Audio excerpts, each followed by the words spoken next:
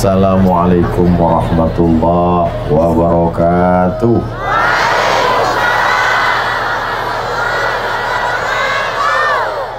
Kalau Tuhan pergi ke Mekah, maka bersihkanlah hati.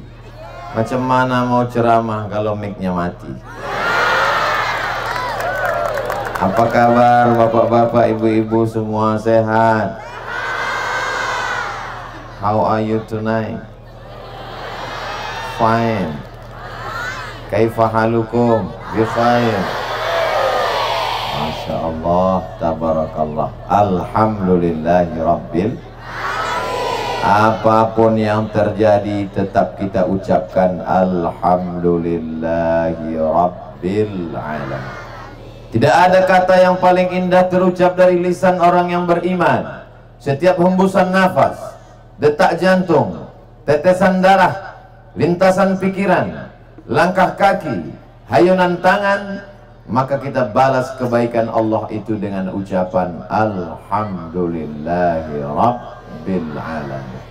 Walaupun tak jadi memeras santan untuk sahur tadi sore, karena ternyata anak bulan baru 1 derajat, maka tetap mengucapkan alhamdulillahi rabbil alamin. Yang sama-sama kita hormati Mudir Ma'had Jauharul Falah Al-Mukarram Al-Ustadz Walid Tony Fadlian Syah Al-Hafiz.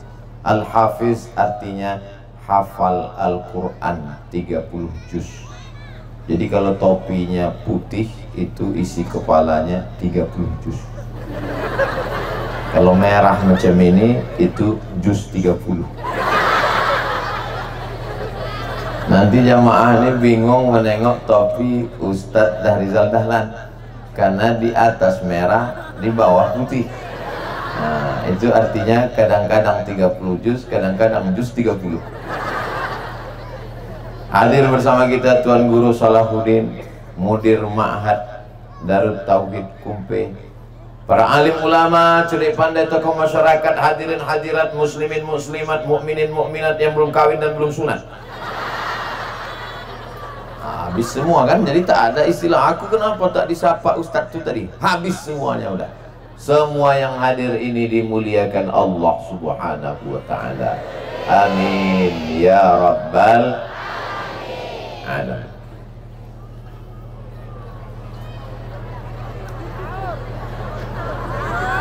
Sahur.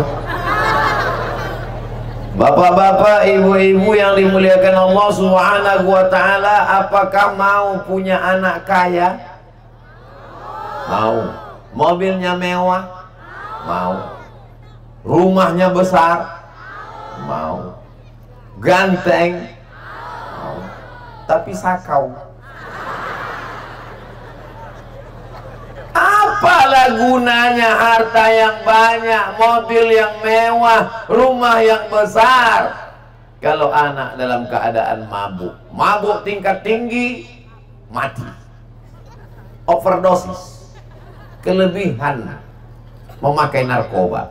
Mabuk tingkat rendah, berkunang-kunang, ngelem. Tidak punya duit, tapi ingin juga mabuk. Dibeli kopi campur spiritus, niat mau mabuk, mati. Dunia sengsara, akhirat masuk neraka jahanam. Orang-orang yang kaya tinggal di kota yang besar, duitnya banyak, tapi hatinya tak tenang. Masuk karaoke, tak tenang. Nonton bioskop, tak tenang. Minum teh manis, tak tenang. Makan buah, tak tenang. Masuk pil anjing gila, agak tenang. Isap ganja, lebih tenang. Sabu-sabu narkoba, fly, terbang di atas awan. Begitulah mereka mencari ketenangan hidup. Duit banyak tak jadi jaminan, sekolah tinggi tak jadi jaminan. Berapa banyak orang-orang S1, S2, S3, S Doger, S Cendol, S Bandung tidak bisa menyelamatkan dirinya. Maka yang bisa menyelamatkan diri sesuai pesan Nabi Muhammad sallallahu alaihi wasallam, "Man yuridillahu bihi khairan", siapa yang diinginkan Allah dia menjadi baik, yufaqihu fiddin, maka didalamkan Allah ilmu agamanya. Maka masukkanlah anak sekolah agama. Sekarang banyak orang takut anaknya sekolah agama. Anak kau di mana? SMP, mantap. Anak kau di mana? STM, keren. Anak kau di mana? Pesantren. Mau makan apa? Kalau ada orang bercakap ngomong seperti ini, padahal di pesantren dia belajar Al-Quran, yang menurunkan Al-Quran Allah. Di pesantren anaknya belajar hadis. Hadis adalah ucapan Rasulullah Sallallahu Alaihi Wasallam. Di pesantren dia belajar bahasa Arab, bahasanya penghuni surga. Di pesantren dia belajar akidah, wujud qidam baqa. Di pesantren dia belajar fikih, bagaimana cara mensucikan diri. Maka orang ini sudah meremehkan Allah, padahal hidupnya titipan Allah, hartanya pinjaman Allah, nyawanya pun kuasa Allah. Kalau Allah mau, innama amruhu idza arada syai'an ayaqula lahu kun, mampus, mati dia langsung kalau Allah mau. Tapi orang ini angkuh dan sombong, disangkanya dia bisa tegak berdiri di atas muka bumi ini karena dia, akulah raja, aku yang punya kuasa, aku yang punya harta, aku. Sampai akhirnya aku masuk nyamuk ke hidungnya, mati. Ada seorang penguasa 400 tahun berkuasa di atas dunia. Sampai pada puncak kekuasaannya dia bertanya, ailahun ghairi, adakah Tuhan selain aku? Akulah Tuhan, kata dia. Allah Ta'ala mau menghinakan dia. Dia tidak mati disambar petir. Kalau mati sambar petir kan keren. Dia matinya kenapa? Sambar petir. Matinya karena datang nyamuk.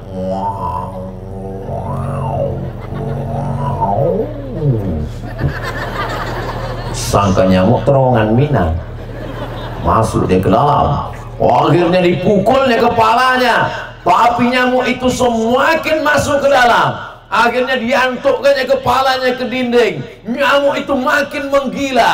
Diambilnya martel palu godam, dipukulnya kepalanya, mati. Dialah Namruz. Siapa namanya? Namruz. Ada di kampung kita nama orang Namruz. Lama hidup banyak dirasa, jauh berjalan banyak ditengok. Belum pernah saya ketemu sama orang, Ustaz Somad, kenalkan, nama saya Namruz. Walaupun kekuasaannya hebat, 400 tahun berkuasa di atas dunia, Allah mau menghinakannya. Tapi ada orang yang umurnya hanya baina sittin wa sab'in, antara 60 tahun sampai 70 tahun. Umur umat Nabi Muhammad SAW 60, 70, 63 meninggal dunia. Tapi umurnya bisa panjang sampai hari kiamat. Siapa dia? Orang yang belajar agama dan mengajarkan agama. Betul? Kata siapa? Banyak kades-kades, RT-RT, RW-RW, bupati, gubernur, wali kota, tapi tak diingat orang, lupa. Tapi pesantren Jauharul Falah 18 tahun hari ulang tahun. 18 tahun ini ABG, anak baru gede. Dan insya Allah Abdul Somad masuk dilibatkan bagian dari sejarah Jauharul Falah. Ketika umur 18 tahun Abdul Somad datang diundang tausiah, maka insya Allah sampai hari kiamat Jauharul Falah akan tetap kekal abadi, insyaallah. Hari ini yang belajar adalah bapaknya, hari yang belajar adalah ibunya. 20 tahun akan datang anak mereka yang akan belajar kemari. Hari ini mereka belum berjumpa, ada besi di antara kita. Tapi sampai masanya nanti kalian akan bertemu. Kau tak pernah mencari aku pun tak pernah mencari engkau. Allah yang mempertemukan kita. Sekarang jangan. Sekarang fokus saja dulu.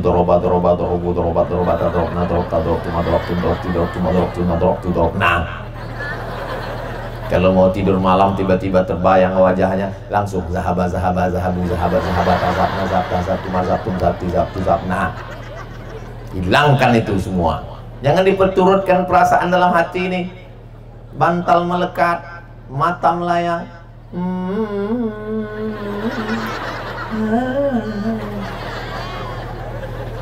Sampai masanya kalau kau serius belajar, kelas 1 sanawiyah, kelas 2, kelas 3 khatam, kelas 4, kelas 5, kelas 6 selesai taman pesantren, bahasa Arabnya mantap, bahasa Inggrisnya oke, hafalan Qurannya luar biasa, suaranya membaca Quran sampai burung yang terbang pun lupa mengepakkan sayapnya jatuh ke bawah. Maka sejauh mata memandang kalian pergi, Allah akan senantiasa meridai.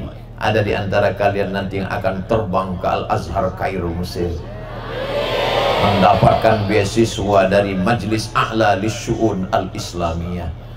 Abdul Somad pada tanggal 5 September 1998 terbang dari Cengkareng menuju Kairo, ibu kota Mesir.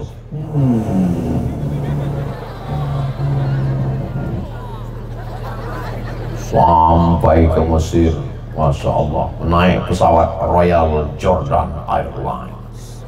Pas tanya orang, naik apa tadi pesawat? Dari Cengkareng, Royal Jordan Airlines. Oh, kata anak yang lama, itulah pesawat yang tiketnya paling murah. Tapi orang tua di kampung bangga. Anak ibu sekarang di mana? Di Mesir. Masya Allah. Kalau belum bisa menyenangkan hati orang tua dengan emas yang melingkar di lehernya, kalau belum bisa membanggakan orang tua dengan membangunkan rumah yang megah sehingga semua orang lewat di depan rumah macam menengok kucing Anggora, maka paling tidak senangkanlah hatinya dengan prestasi, bukan dengan sensasi. Siap? Sekarang banyak orang dikenal bukan karena prestasi, tapi karena sensasi. Zaman dulu orang terkenal karena lagunya mantap. Zaman dulu orang terkenal karena suaranya enak. Zaman dulu orang terkenal karena filmnya terkenal. Sekarang main film tak pernah, nyanyi suaranya macam kaleng ditarik, menciptakan lagu tak bisa, tapi terkenal karena sensasi. Buat maksiat, buat dosa, terus dalam maksiat. TV terus memakai, kenapa? Karena kalau dia muncul iklannya jalan. Karena TV sudah ngap-ngap bau mau mati, tidak ada iklan lagi. TV sudah dikalahkan oleh siapa? www.youtube.com. Masa depan ada di tangan anak-anakku sekalian. Kalau dulu orang susah mau masuk TV, persaingan ketat, ada seleksi. Sekarang tidak perlu kau tampil di TV, cukup. Zaman dulu kalau mau buat TV modalnya besar, uang miliaran. Sekarang anakku kau bisa buat channel sendirian. Apa nama channelnya? Ustadz Abdul Somad Official. Subscribe, like, share, and comment. Kalian buat channel, gak usah ceramah panjang-panjang 1 jam. Orang tidak mau nonton ceramah 1 jam. Kenapa? Paketnya habis. Buat aja vlog 1 menit. Bangun tidur, hidupkan. Hai guys, dimanapun berada, jangan lupa tatap kehidupan. Bermimpilah, karena orang yang tidak pernah berhasil dia takut bermimpi pun dia takut. Orang yang tidak pernah bermimpi, dia tidak akan pernah menemukan mimpi menjadi kenyataan. Singkat, padat, bermakna, pulsa tak habis, paket tetap jalan. Nampaknya sederhana, tapi saat itu kau sudah bertarung di kancah dunia internasional. Siapa yang punya blog, siapa yang punya vlog, siapa yang punya channel, siapa yang punya FB, siapa yang punya Instagram, maka dia sudah menggadaikan dirinya, memperkenalkan dirinya, menunjukkan dirinya. Zaman dulu orang berkata semakin berilmu semakin menunduk, pakailah ilmu padi. Zaman sekarang kalau pakai ilmu padi ngantuk semua. Kalau engkau tidak tampil di medsos, kalau engkau tidak tunjukkan ilmumu di YouTube, maka yang tampil adalah pemabuk, pezina, orang yang pelaku maksiat, buat dosa, yang suka minum khamar, dia akan buat podcast mabuk. Di atas mejanya khamar, tanya jawabnya khamar, Gimana ceritanya kau mabuk pertama kali? Saya awalnya mabuk itu nggak punya uang, lalu kemudian saya makan buah kecubung. Akhirnya saya tengoklah mak saya macam bapak saya macam mak saya. Kalau kau gimana ceritanya mabuk pertama kali? Aku waktu itu nggak ada uang mabuk, akhirnya aku curi lem, akhirnya ngelem, ditangkap sama Pak Kapolsek, ditempeleng, kelepak, lalu kemudian ku katakan, aku tidak takut sama polisi, aku hanya takut sama Allah. Dalam keadaan mabuk sakau. Orang yang hobinya, maaf, beribu maaf, 10 jari ku angkat, 11 dengan kepala. Orang yang hobinya berzina, dia pun buat podcast zina. Bagaimana dia kenal perempuan, bagaimana keperawanannya hilang. Tak layak ku cakapkan ini di depan santri, di depan tuan guru. Tapi ini kenyataan. Yang saya ceritakan ini fakta atau fiktif? Benar atau tak benar? Ku ceritakan ini semua tentang kehidupan yang nyata. Walaupun kalian anak-anakku di dalam tembok pesantren, kalian mendengar yang baik-baik bersama orang baik-baik, tak pernah kalian dengar yang tak baik. Tapi malam ini ku ceritakan bahwa di luar pagar sana dahsyat hidup ini, luar biasa. Ibarat kehidupan tanaman, kalian sekarang sedang berada di pot, terpelihara, terjaga. Kenapa? Karena akar kalian masih lemah. Kenapa? Batang kayunya belum kuat diterpa angin kencang. Kenapa? Karena daunnya masih rawan, pucuknya masih hijau muda. Akan datang ulat memakan pucuknya, karena ulat sangat suka makan pucuk, dan dia bernyanyi sambil menyerang pucuk. Pucuk, pucuk, pucuk. Maka sementara kalian kuat, sementara kalian hebat, kalian tahan-tahankan dulu di pesantren Jauharul Falah. Setiap hari dipanggil berapa kali? Subuh, zuhur, asar, maghrib, isya. Hayya 'alal falah.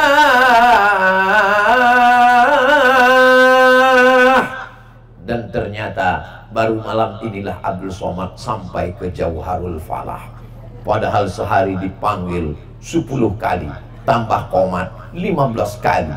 Ternyata baru ini menginjakkan kaki, semua sudah ditetapkan Allah di Lauhil Mahfuz. Ini keberkahan, berkah bagi saya mengambil pelajaran yang luar biasa. Karena malam ini saya lihat panjang betul antrian orang ramai sampai ke ujung. Saya sangka ini pasar malam. Panjang mobil sampai ke ujung, saya sangka mereka ngantri solar.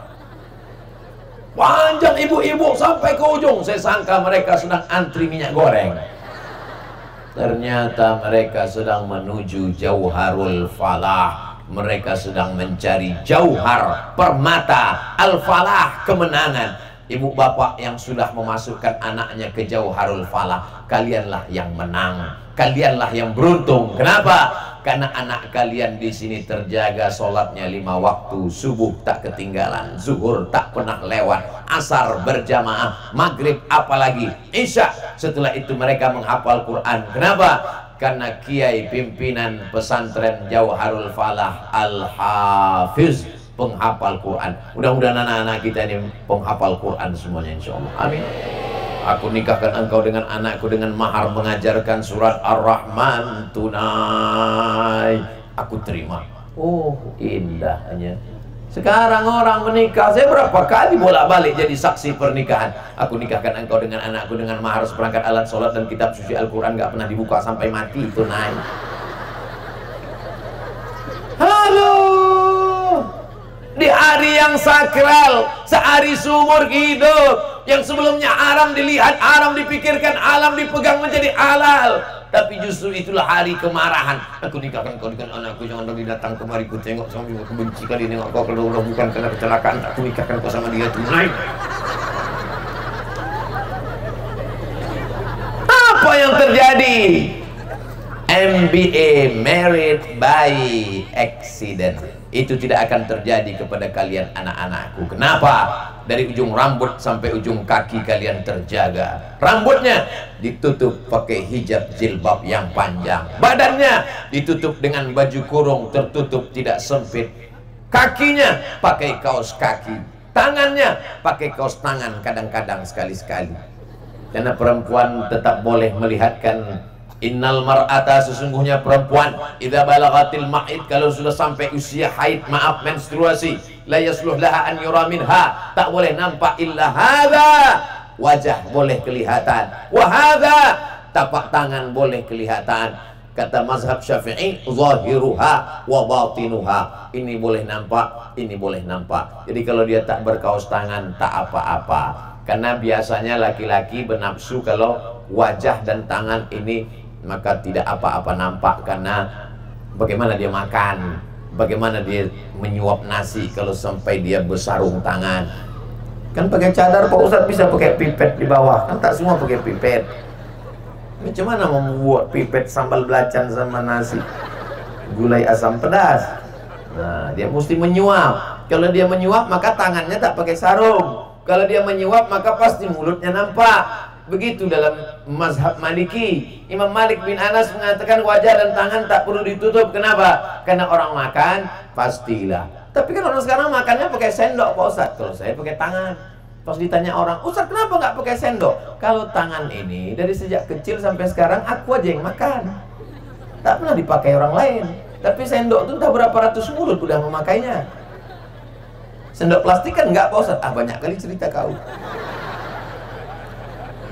Nah, jadi kebahagiaan orang anaknya pesantren, hatinya tenang. Betul tak Bu? Dikandung 9 bulan 10 hari, disusukan 2 tahun lamanya, disekolahkan. Berapa kali ibu tak jadi beli baju hari raya karena demi anak sekolah. Tapi hati risau dan gelisah. Sore-sore Sabtu datang laki-laki tak mahram datang ke rumah dengan membawa sepeda motor yang knalpotnya sudah ikut sunat masal. Mau diizinkan, takut anak tak bagi, tak lakukan, tak buat macam-macam maksiat. Mau tak diizinkan, nanti takut anaknya mengamuk, aku mau hidup gaul ketinggalan zaman, aku bukan Siti Nurbaya. Mau dilepas, takut hati tak sampai hati. Mau dibiarkan di rumah dikurung, maka nanti anak takut tak gaul. Maka tidak ada jalan lain yang bisa menyelamatkan kita, hanyalah pondok pesantren. La yadkhulul jannata dayyus, tak masuk surga dayyus. Dayyus, bukan gayus. Dayyus, tak masuk surga dayyus. Siapa dayyus itu ya Rasulullah? Alladzi la yagharu ala maharimihi, laki-laki yang tak ada rasa cemburu kepada mahramnya. Adik perempuannya dibawa laki-laki, diam dia. Anak perempuannya dibawa laki-laki tak mahram, cuek saja dia, tak mau tahu dia. Walaupun sholatnya rajin, walaupun puasanya tak tinggal, maka sesungguhnya dia adalah dayyus. Ustaz Somad itu enak aja dia ceramah. Kami kan tahu dia adik-beradik 2 orang laki-laki, adiknya perempuan gak ada. Ustaz Somad itu enaklah cerita ngomong begitu. Anaknya 2 laki-laki, tak ada anak perempuan. Betul. Tapi ini saya sedang berhadapan dengan saudari-saudari saya perempuan. Melihat orang seperti saudari kita, boleh. Menganggap anak orang seperti anak kita, boleh. Yang tak boleh melihat bini orang seperti bini kita, itu tak boleh. Jamaah yang dimuliakan Allah Subhanahu wa Ta'ala, kalian adalah laki-laki, kalian punya anak perempuan, kalian punya adik perempuan, kalian punya kakak perempuan, kalian punya emak perempuan. Maka hormati, muliakan perempuan. Memuliakan perempuan adalah dengan menutupnya. Wa qarna fi buyutikunna, menetaplah kalian di rumah. La tabarrajna tabarrujal jahiliyatil ula, janganlah bersolek-solek jahiliyah generasi awal. Bagaimana solek jahiliyah generasi awal? Yadribna bi arjulihinna, mereka kalau berjalan memukulkan kaki ke lantai. Dipakainya gelang kaki kanan, gelang kaki kiri, gemerincing. Kalau dia berjalan kerincing, kerincing, kerincing, kerincing, kerincing, kerincing. Semua orang yang di jalan melihatnya, terkejut menengok dia berjalan. Wajahnya biasa aja, make upnya 2 inci, muka putih, tangan hitam. Apa ini? Kanan biru, kiri hijau. Orang senyum, kita senyum. Rupanya yang disenyumkan orang kita. Kita ketawa, orang ketawa. Rupanya yang diketawakan orang kita. Gara-gara apa? Pakai make up waktu pemadaman bergilir mati lampu. Pulang ke rumah laki mengamuk. Siapa menempeleng kau tadi? Kenapa biru di tengah jalan? Enggak bang, salah pakai make up. Blau untuk baju putih kupasangkan ke sini. Tidak ada jalan lain kecuali kembali kepada ajaran Islam. La yakhluwanna rajulun ma'amra'atin illa ma'adhi mahramin. Tidak boleh laki-laki dengan perempuan berdua-duaan kecuali dengan mahram. Tapi Pak Ustadz, anak saya diajak. Tidak akan terjadi kalau dia tinggal di pondok pesantren. Betul? Tapi pondok pesantrennya Pak Ustadz tidak muat laki-laki. Kampus 2 ada, dipersiapkan untuk anak santri perempuan. Mudah-mudahan disampaikan Allah niat baik ini insya Allah. Amin. Yang hartanya banyak, yang tanahnya luas, wakafkan, datang ke kiai. Alhamdulillah, sejak Ustaz Somad datang ke Jauharul Falah kemarin, berduyun-duyun orang datang menjumpai Pak Kiai mau mewakafkan tanah Pak Ustaz. Mantap, alhamdulillah. Cuman masalahnya tanahnya bermasalah semua Pak Ustaz. Kenapa kau wakafkan tanah bermasalah? Karena bermasalah, itulah maka aku wakafkan Pak Ustaz. Kalau tak bermasalah bagus kujual. Makanya beramal itu lillahi. Nawaitu soma qadin an ada'i fardhi syahri Ramadan hadhihi sanati lillahi. Usolli fardhu subhi rak'ataini adaan ma'muman lillahi. Saya posisi mesti di tengah. Jangan terlalu ke kanan, jangan terlalu ke kiri. Kalau saya terlalu ke kiri nanti kata orang, Ustaz gatal. Kalau saya terlalu ke kanan nanti ini Ustaz ini nampaknya lain seleranya nih. Ini saya di tengah. Lagi pula kamera ini tak bergerak-gerak, maka saya di sini. Semua mesti saya jelaskan. Supaya apa? Supaya jangan ada dusta di antara kita. Lampu dipasang Pak Kiai malam ini luar biasa, terang benderang macam mall lantai 5. Sampai silau biji mata saya dari sini. Kata Bang Ican, Ustaz Darizal, dan aku tak kuat lagi mata aku. Dalam hati saya, aku lebih tak kuat Bang. Cuma aku nggak ngaku pura-pura. Masya Allah. Sampai datang tadi itu capung salah nyasar dia. Terbang dia, salah nyasar, ditengoknya, disangkanya matahari udah terbit. Jamaah yang dimuliakan Allah Subhanahu wa Ta'ala, maka bapak ibu yang sudah memasukkan anak ke pesantren, beruntung kalian, bertuah kalian, dan anak-anaknya pula betah di pesantren. Anak saya nggak tahan di pesantren Pak Ustadz. Kenapa? Baru 3 hari sudah lari pulang. Itu karena waktu menghamilkannya dulu kau larikan anak kambing orang. Waktu menghamilkan istrimu dulu kau mungkin tidak bersolawat. Tapi apa mau dikata, anak sudah jadi orang, nasi sudah jadi tai ayam. Lari dia dari pesantren, cerita bubur juga lagi. Doakan dia tiap malam, ya Allah, tenangkan hati anakku ini di pesantren, ya Allah. Datangi Pak Kiai, bawa anaknya, bukakan pecinya, hembuskan kepalanya. Bismillahirrahmanirrahim. Allahumma sholli ala sayyidina Muhammad wa ala ali sayyidina Muhammad. Kata Pak Kiai, kau kalau mandi pakai sampo ya.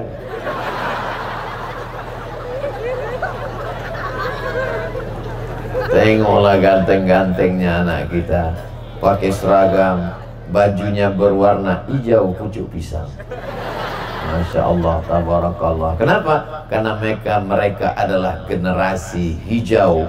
Batang kayu sudah coklat, daun kayu sudah menguning. Jangan putus asa. Kayu mungkin akan tumbang, tapi ada pucuk yang hijau yang akan menjadi kayu yang kokoh di masa akan datang. Saya sudah tua, lahir 1977. Umur saya sudah 45 tahun. Walaupun banyak yang tak yakin, mereka tetap juga menduga masih 25. Nggak apa-apa. Kami ini udah tua, mata sudah rabun, tegak lama sudah tak tahan, jalan-jalan pun napas sudah ngap-ngap bau. Tapi insya Allah saya yakin dan percaya. Banyak orang mengatakan, Ustaz Somad jangan ceramah banyak-banyak, banyak istirahat, minum madu, makan nasi. Nanti Ustaz kalau mati gimana? Aku tidak pernah takut dengan kematian. Kenapa? 1000 anak dari Jauharul Falah akan tegak berdiri menolong agama Allah. Kalian enak aja tepuk tangan. Wah, yang dibully orang.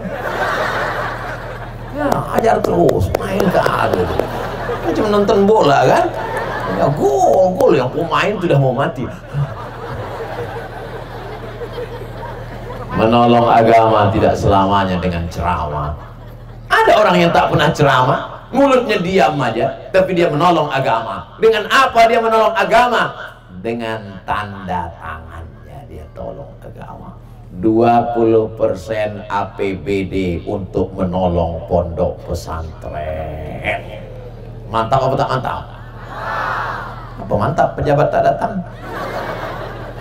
Memang pejabat tak datang saat sebelum sholat tausiah, tapi diam-diam pas mau malam mau tidur, istri-istri pejabat, ibu-ibu, dharma wanita, PKK, perempuan kurang kerja, mereka hidupkan YouTube. Suaminya di sebelah mau tidur. Hai para pejabat, apa artinya jabatan kalian kalau tidak dipakai menolong agama Allah? Kata bininya, tengok bang, abang apa guna jadi bupati, wali kota, gubernur kalau abang tak nolong pesantren? Tengok kata Ustaz Somad. Kata dia marah, sesat Ustaz kau tu.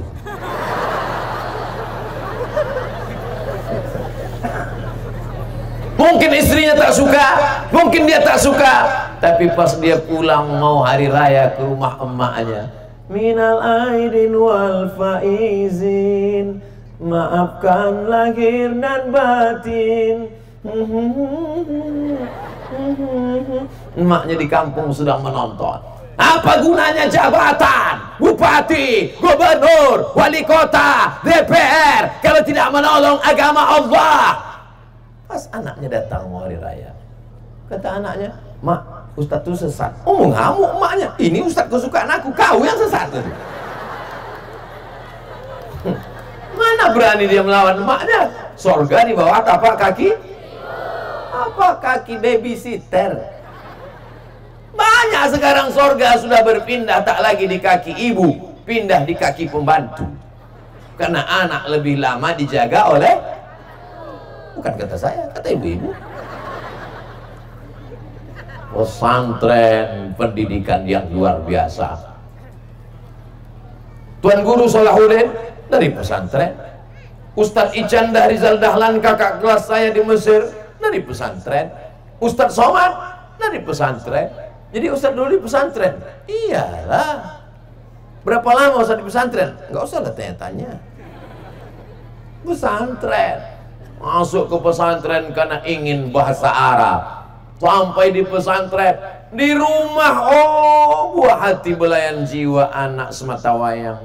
Adik saya laki-laki, saya anak pertama, cucu pertama, kesayangan nenek, kesayangan emak, kesayangan ayah. Kalau dia buat sambal, ditanyanya, pedas nak? Pedas mak.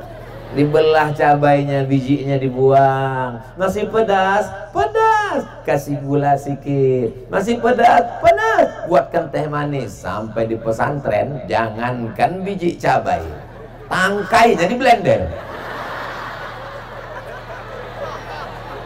Di rumah disiapkan di atas meja makan. Ini sayurnya, ini ikannya, ini buahnya, ini dagingnya, ini manisannya. Oh, makan nak. Begitu di pesantren ngantri. Rumah dimasukkan pelan-pelan sendok. Ngantri kita. Sini kita kelepak. Kelepak. Zaman saya dulu di pesantren sekarang enak. Ini ceritanya kan 30 tahun yang lalu, 1993. Sekarang sudah 2022. Cerita saya ini 30 tahun yang lalu, guys. Bukan kalian sekarang. Selama Pak Ustadz dulu sama sekarang beda. Zaman kami dulu salah sedikit kelepak. Batang sapu itu biasa mendarat ke sini.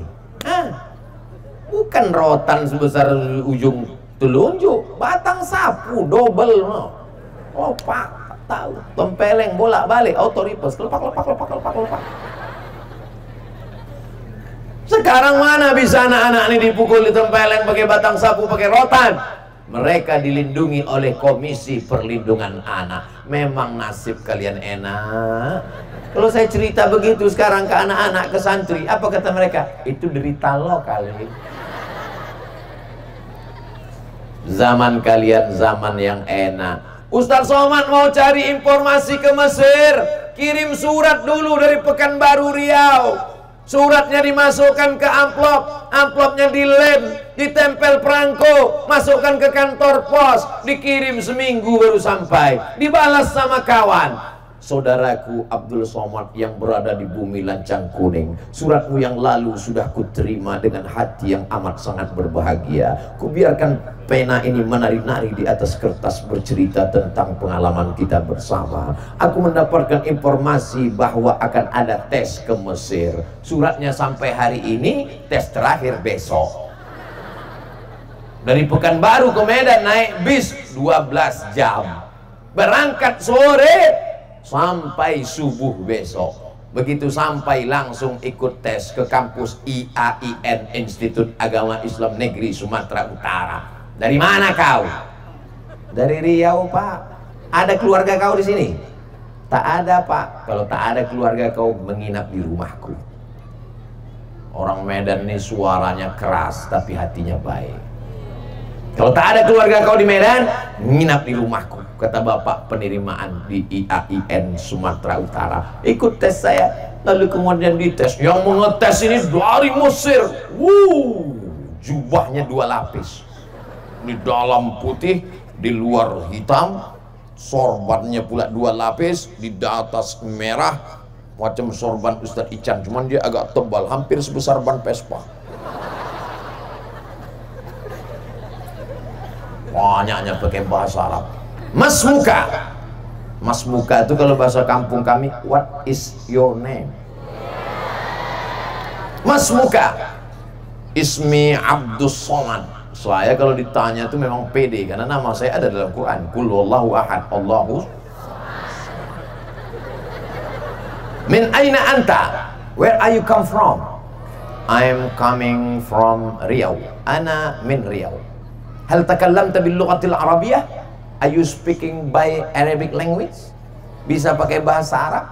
Naam. Saya pakai bahasa Arab. Hal hafizta minal Quran? Ada hafal Al-Quran? Qalilan qalila. Kalau bahasa kampungnya little. Dia pun baca. A'udzubillahi minasyaitonir rajim. Innallaha la yastahi an yadriba mathalan ma ba'udatan fama fawqaha. Istamir, lanjutkan. Innallaha la yastahi an yadriba mathalan ma ba'udatan fama fawqaha fa ammal ladzina amanu faya'lamuna annahu al-haqqu min rabbihim wa ammal ladzina kafaru fayaquluna madza arada Allahu bihadza mathala yudhillu bihi katsiran wa yahdi bihi katsiran wa ma yudhillu bihi illa al-fasiqin. Kebetulan ayat itu selalu saya hafal dan saya bawa waktu jadi imam di musola dekat asrama. Kawan saya kalau jadi imam ayatnya qul huwallahu ahad falaq rabbin nas. Saya baca ayat itu. Makanya banyak cewek-cewek itu. Ustaznya itu aja imam katanya. Dulu itu masih sekolah. Lalu kemudian pengumuman. Berikut ini nama-nama yang akan berangkat ke Mesir. Se-Indonesia ikut tes 1000 orang, yang lulus 100 orang.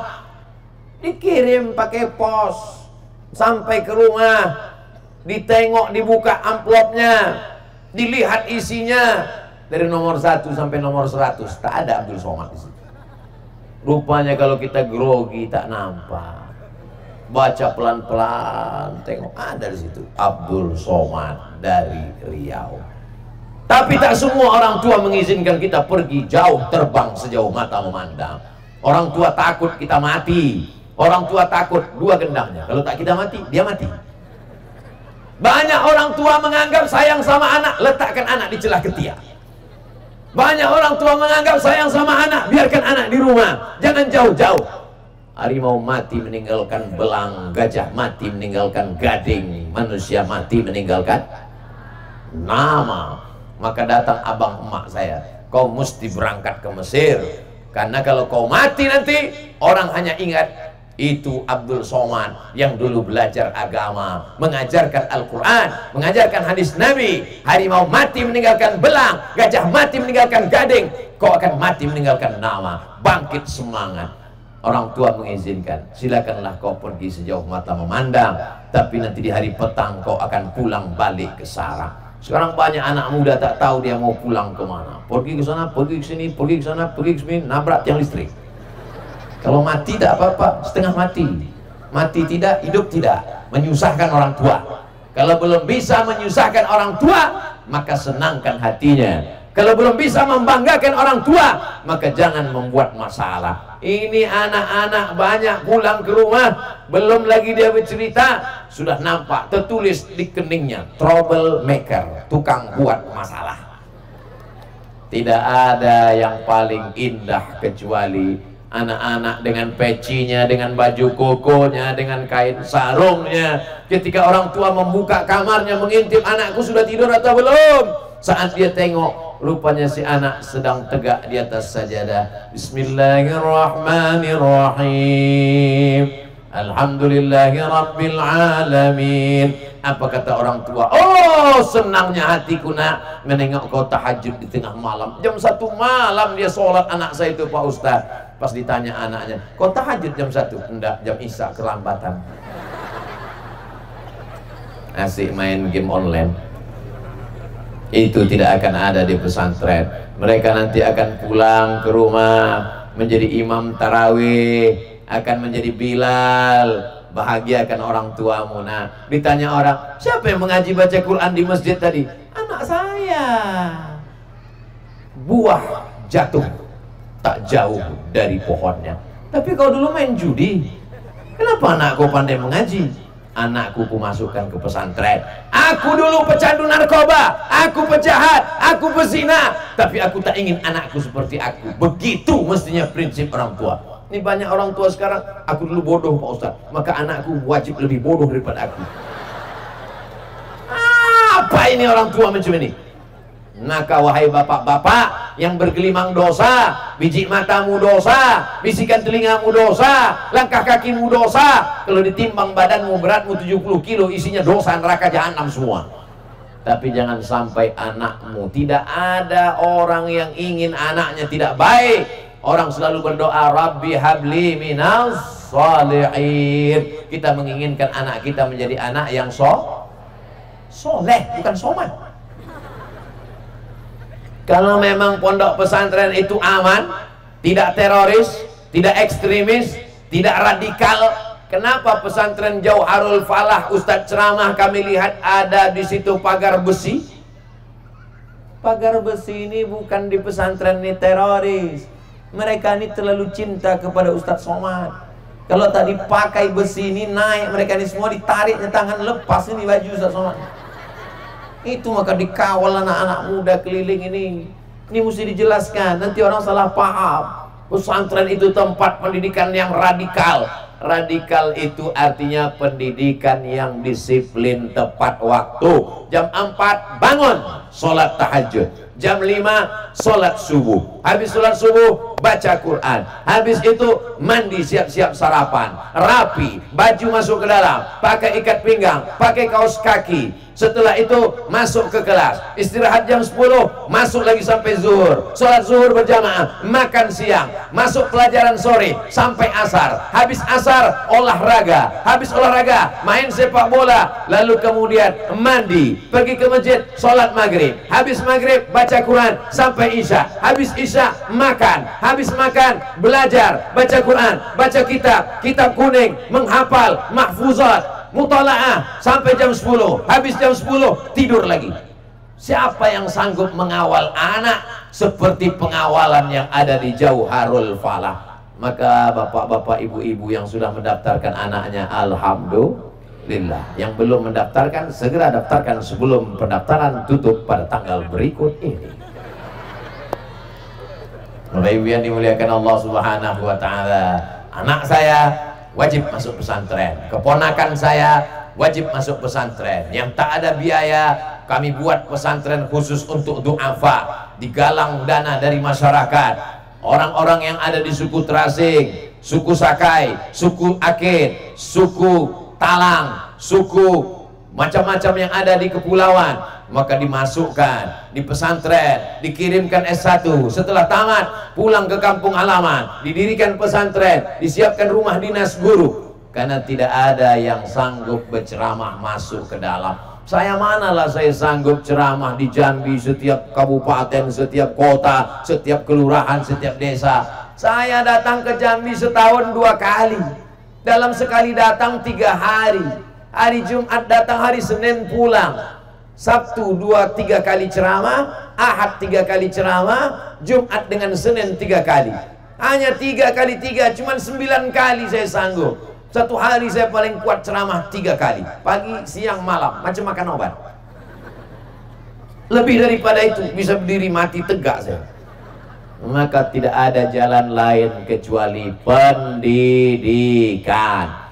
Pendidikan sekolah tak cukup Pak Ustaz, tak cukup. Datang dia pagi, masuk jam 8, pulang dia jam 12. Habis itu jumpa dengan kawannya, cabut dia, pakai macam-macam dia buat maksiat dan dosa. Jalan dia ke mall, pergi dia ke sana, pakai sepeda motor, pakai dia mobil. Makin kaya bapaknya, makin banyak duit emaknya, makin terbuka kesempatan untuk berbuat maksiat dan dosa. Bapak mau percaya silakan, yang tak percaya tengok aja lah nanti. Ustadz ini pakai ancam-ancam. Saya tak ngancam, cuma cerita aja. Nanti ketika kejadian barulah teringat, betul juga kata Ustaz Somad dulu. Merasakanlah, dulu tak percaya. Bapak Ibu yang dimuliakan Allah Subhanahu wa taala, insyaallah anak-anak kita ini semua akan dipelihara, dijaga Allah dari segala perbuatan maksiat. Terpelihara dari LGBT. Amin. Terpelihara dari seks bebas virus HIV AIDS karena mereka tidak pacaran. Amin. Terpelihara dari sabu-sabu, narkoba, lem kambing dan semua yang merusak, ganja, putau dan lain sebagainya. Amin. Terpelihara dari aliran sesat, sekuler, ateis, komunis, agnostik, jabariyah, khawarij, murji'ah, mu'tazilah, segala macam aliran yang menyimpang. Maka mereka, kenapa? Karena di pesantren mereka belajar tauhid, wujud, qidam, baqa, mukhalafatu lil hawadisi, qiyamuhu binafsihi, wahdaniyah, qudrat, iradat.